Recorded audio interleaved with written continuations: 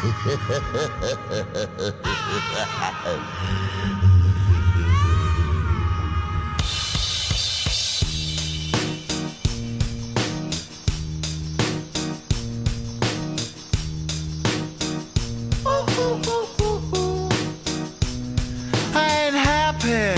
feeling glad I got sunshine in a bag. I'm useless, but not for long. The future is coming on. I ain't happy.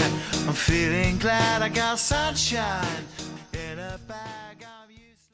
Check 1, check 2. Okay, we got audio. How's it going, guys? I'm eating some beautiful fucking chicken breast with some hot sauce. I just cooked up. I got a bunch of vegetables and meat on the Traeger right now. I just did a workout. Now I'm just meal prepping for the week. Gonna jump back into that. Gonna go fucking ham. I just went and bought a bunch of like accessories for my Traeger, like different like grilling trays, because what I was doing before is just throwing all my fucking vegetables just on the actual grill, and like my asparagus would like fall through and shit. So I bought these like cool trays, and then I bought disposable meal prep containers. I bought a scale. Like I've had all this shit before, and I've did a more calculated meal prep before, and I still meal prep all the time. But I think this week, now that I'm getting back into weights and honestly trying to make up for this fucking disaster of a diet of a week I just had with my dad in town, I fucking probably gained 10 pounds. We ate fucking everything, guys. Like, we had a pizza night. We had a sushi night. We had fucking chips and guac and nacho night watching movies. I don't regret it. It was fucking fun. And I normally don't eat out and go out for dinner a lot. So when my dad's in town and it's his fucking birthday, I ate whatever the fuck I wanted. It was fun. But boy, that guy can fucking eat. That guy, like, my dad is the king of saying, I barely ate today. Fucking, okay, Dad, run me through what you ate. 10,000 calories later. But, anyways, let me get a fucking shirt on. Let me get I gotta hop in the shower, get this food off the grill, and we'll start this pod. This was just a little intro. Just want to say what's up. I couldn't fucking hold it, boys. I'm fucking back. We're shooting every couple days again. Bro, I smashed that chicken. Yeah, see y'all in a sec. Boys, give you a little fucking update on the barbecue situation, because it's looking... I have to put it in the pod, boys. Shit looks like fucking Bear Grylls on a weekend. You ready for this? Oh yeah, Joe Rogan would be proud. Whew.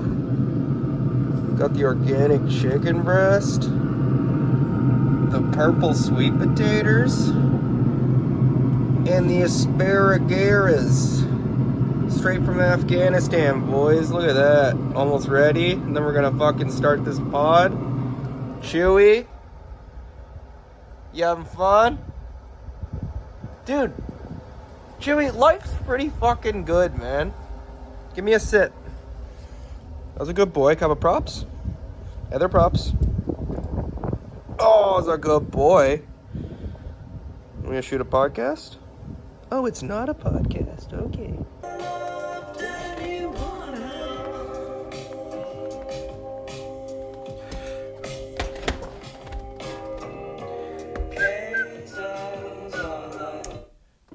All right. Fuck, it might be a little too... It's a little dark now. Let me lighten this up. How's that? Fuck, I'm just constantly red, boys. And it's not the camera. I'm just in the sun a lot lately, man. It is summer. My face is getting cooked. Yeah, boys. Taking it easy. This is gonna be a short one today. I got tickets to go to the movies tonight. Gonna go check out Weapons. don't know if you guys have seen. I'm sure you have seen that trailer. It's got like 21 million views, and then they uploaded a second trailer, and that one's got 20 million views. Fucking pretty crazy, man. I mean, you can kind of tell from like a YouTube trailer views just how much a movie is gonna probably do well nowadays. So, unless these studios are buying views or something, I'm sure that could be a thing. Yeah, dude, what a week!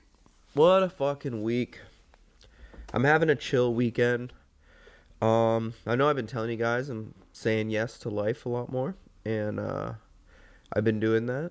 But this weekend is definitely a playing catch up, and yeah, playing catch up because I had my dad down here, and I was fucking around a lot and having fun and saying yes all week. That today was just like big ass gym day, kind of like get the body back in shape after all that food and do laundry, clean the house. I meal prepped.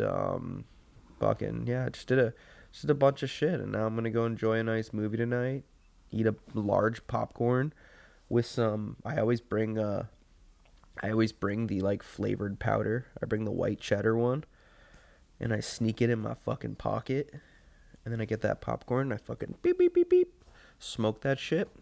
Extra butter. 950 calories for a large popcorn. Yeah, I know that. I got my calories clocked. I hope you guys have been having a good week. Hope you guys are just enjoying your fucking summer, man.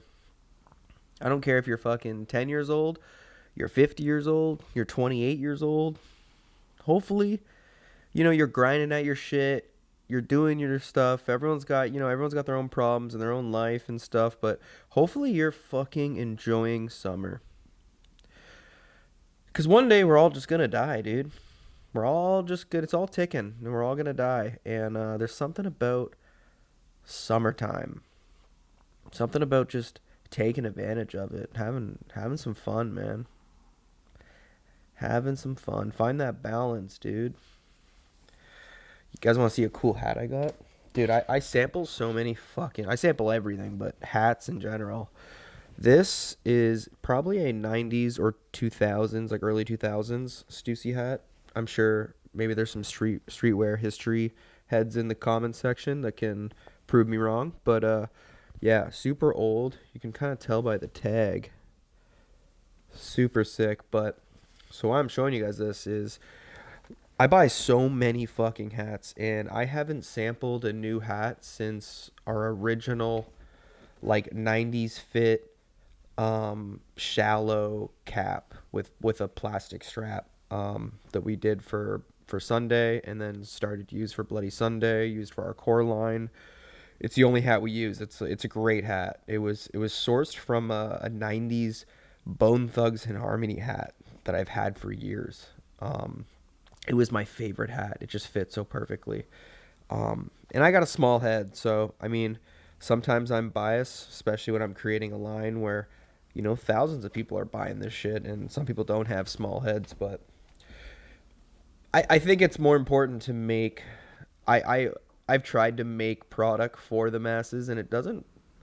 It kind of just like you just become fucking Elwood or some shit. It's kind of lame. So what I do is I just make shit that I think's sick and I think's missing from the industry, because I may not be everyone's favorite hat, but I could be someone's favorite hat, and that's the way I look at it.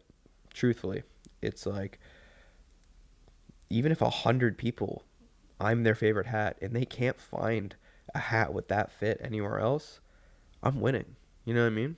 I don't need 1 million people to fuck with my hat.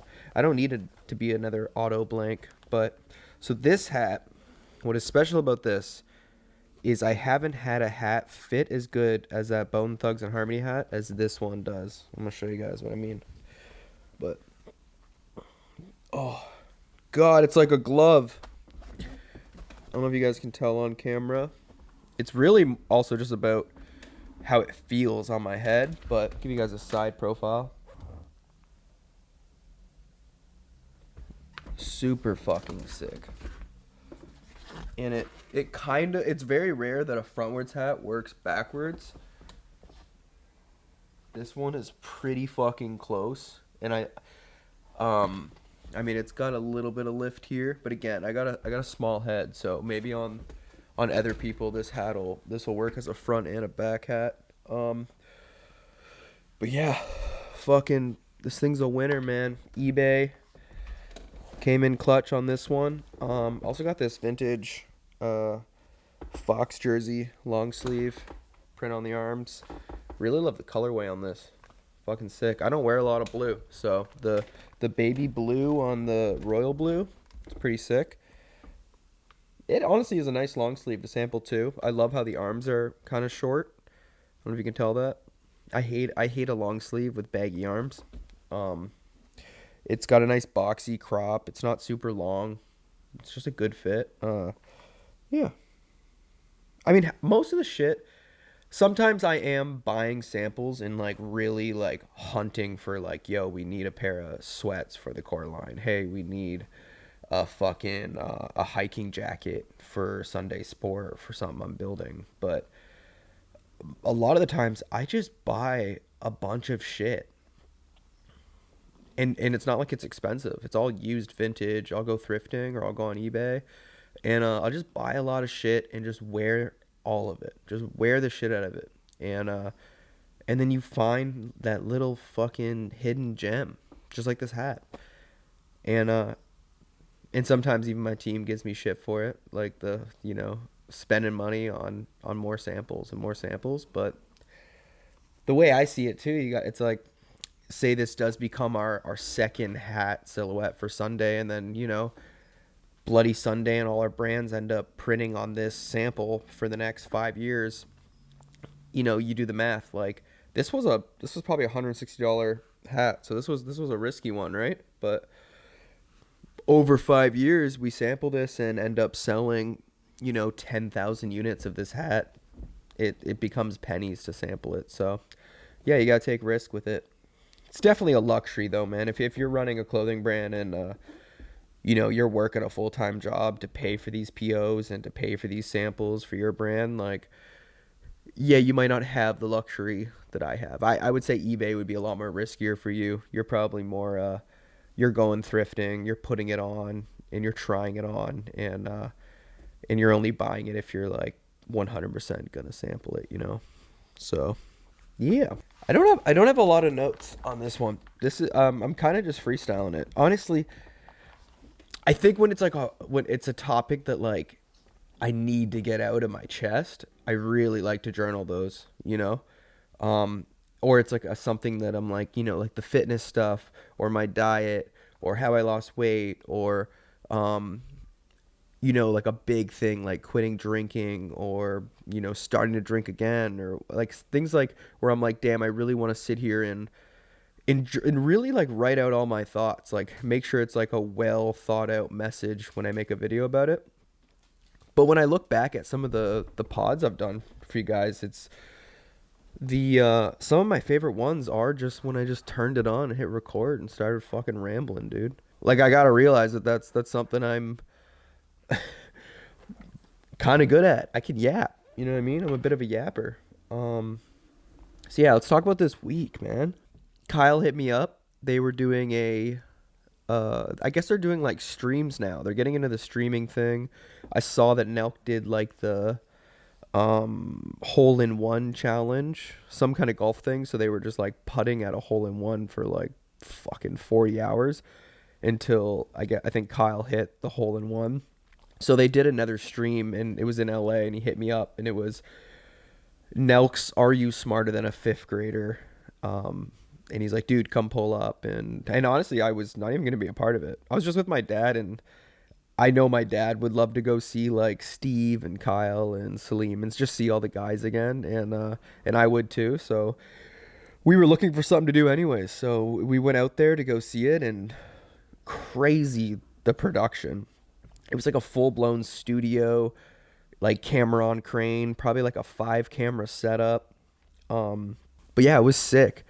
I don't know if I didn't watch the stream. I don't know if it went as smooth or if like it worked out. And I think it was like a pretty hard thing to put together. It definitely looked like a big production when I was there.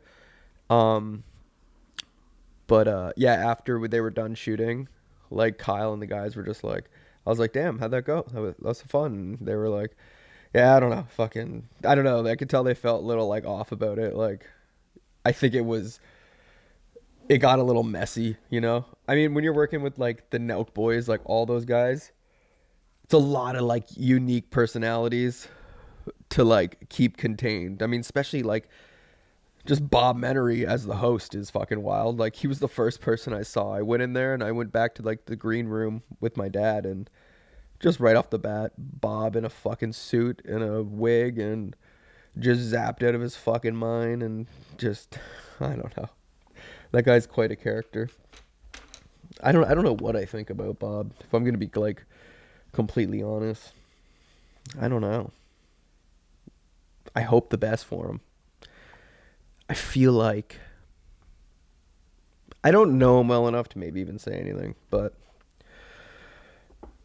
because I don't hate on anyone, but I just like when I see Bob, I'm just like it's one of those people I'm like, to be brutally honest, just I would love to see him just make a change, man. I feel like just like he could be one of those success stories where you see a year from now or 2 years from now and you're like, damn, he got his life together. He started a new chapter. I've been there. I've been a fucking piece of shit and had to like make a change and become a better man. And yeah, I would love to see that for Bob.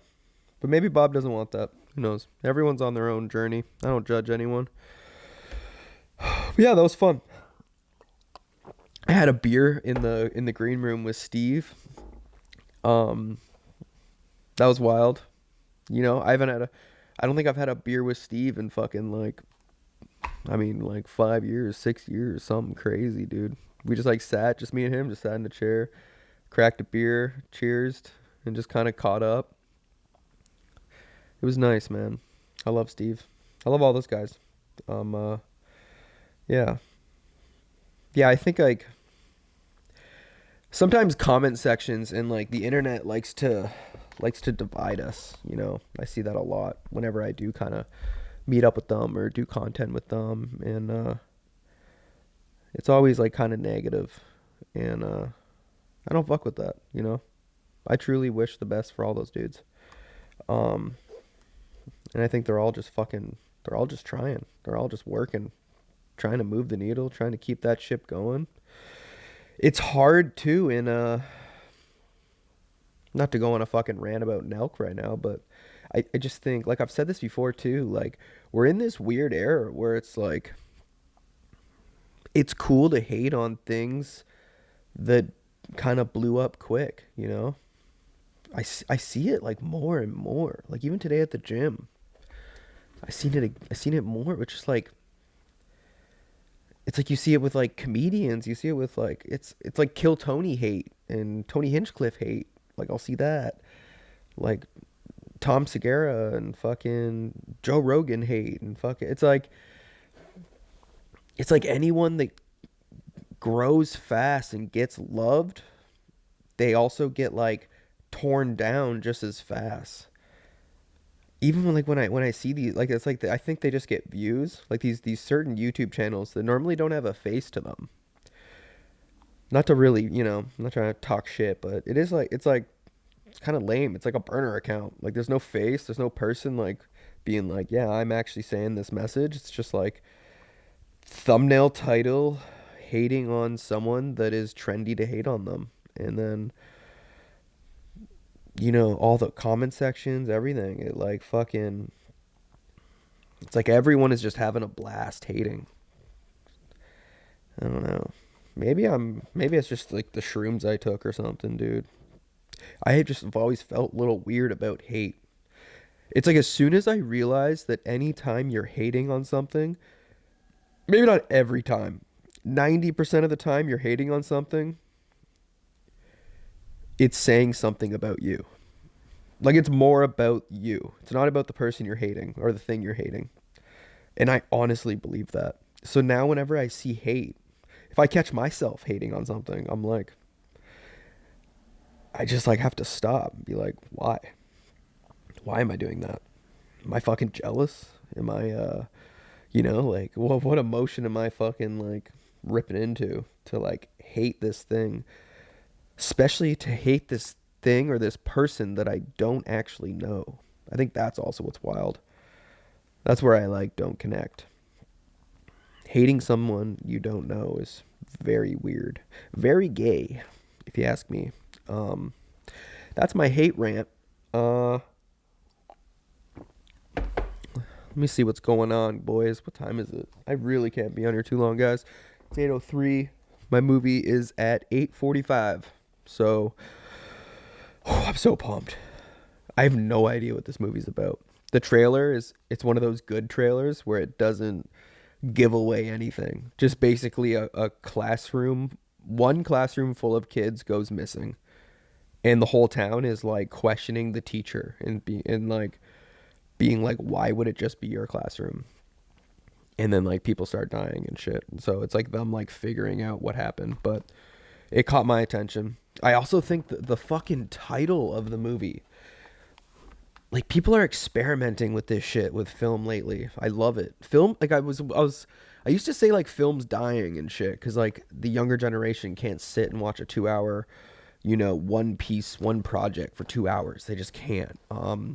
Which I think is still real, but certain directors in studios and writers are still like evolving the space and making fucking classics. It's awesome. It's fucking awesome. As a movie head, as like a movie lover, as someone who wants to make a movie one day, like, it kind of like crushed my fucking heart when I was like really starting to believe that film was going to die. I'm like, dude, like, I hope when I'm like in my 40s, I can put together and direct or write a film. I hope I could still do that. Hope the industry's still there. Honestly, even if the industry wasn't there, there'll always be a version of movies, of film.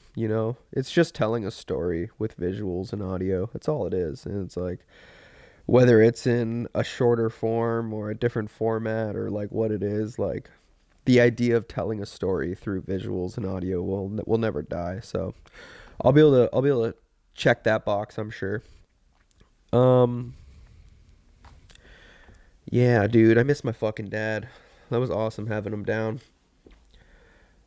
It was cool. We smoked a joint one night. We just sat in the back deck, lit a fire, and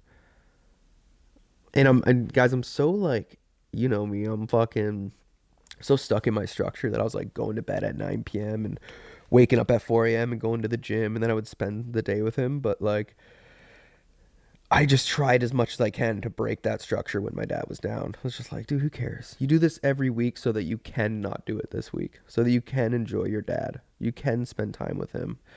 And yeah, one of the nights we like, had a beer at dinner, and then we just smoked a joint in the back, and a little voice in my head was like, time to go to bed, dude, time to go to bed. And I was like, my dad just kept like starting a conversation, and I was like, why the fuck am I gonna go to, dude, I'm just gonna chill, talk to my dad.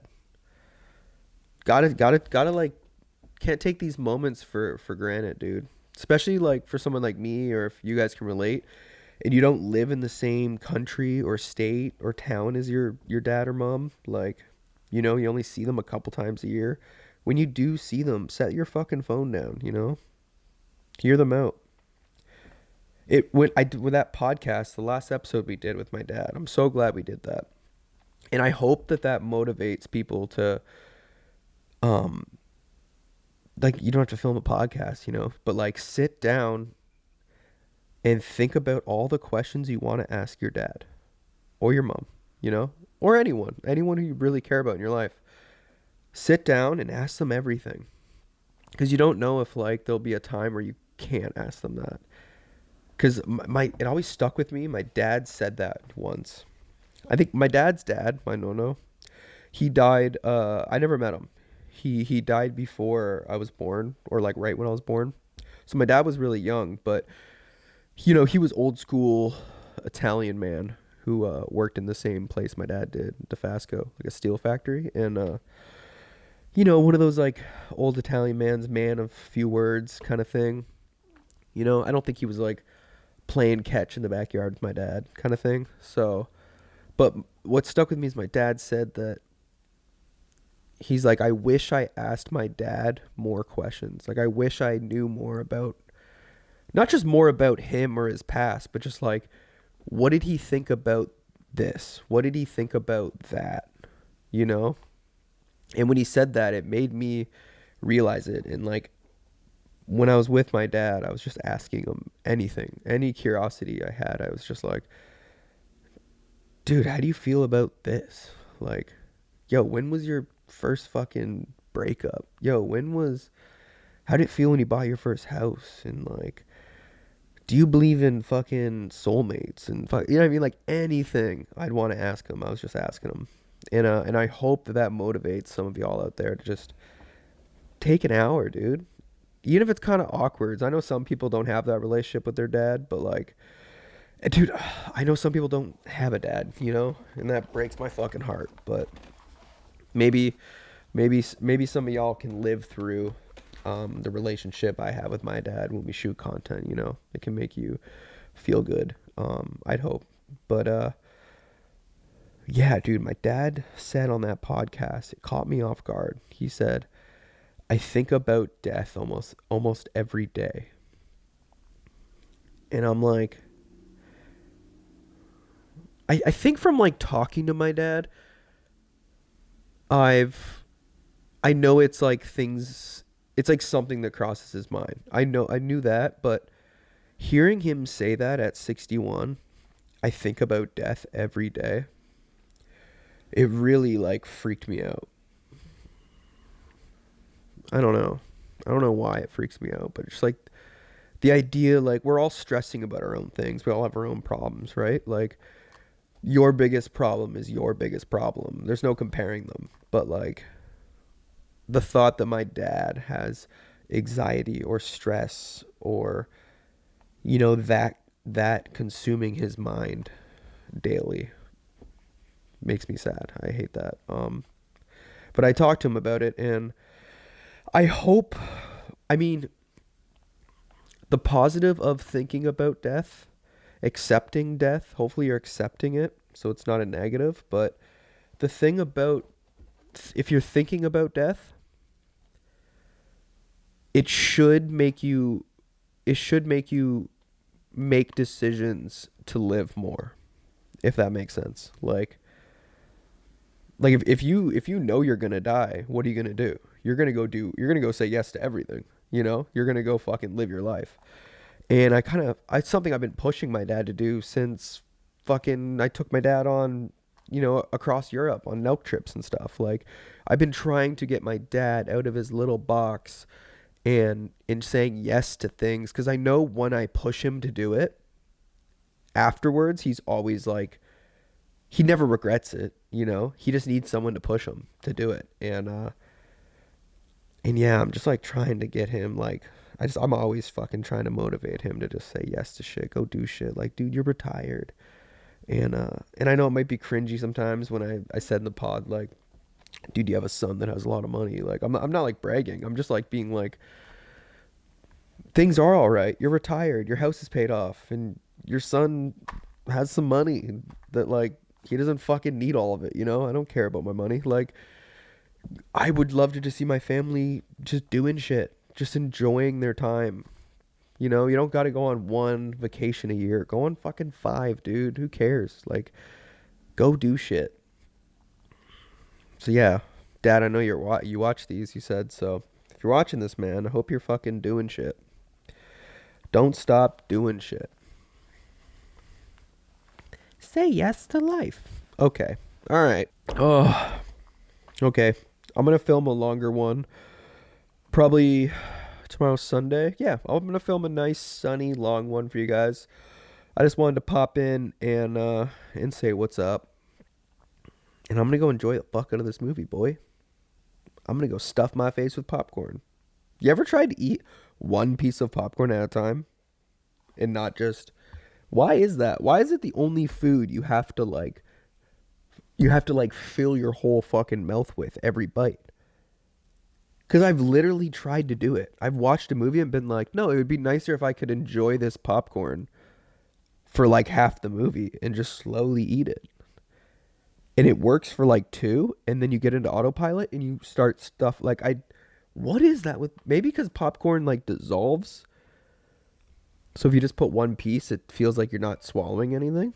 I don't know. Dude, wait, before I go, I thought of a movie idea, and it's kind of, dude, it's like so out of the realm of like the kind of movies I would ever come up with. It's almost like something like a Disney sports movie, like a Disney idea. But I kind of think it could be a Disney. The note I wrote for it was, let me read it because it sounded cool. Sounded cool as fuck.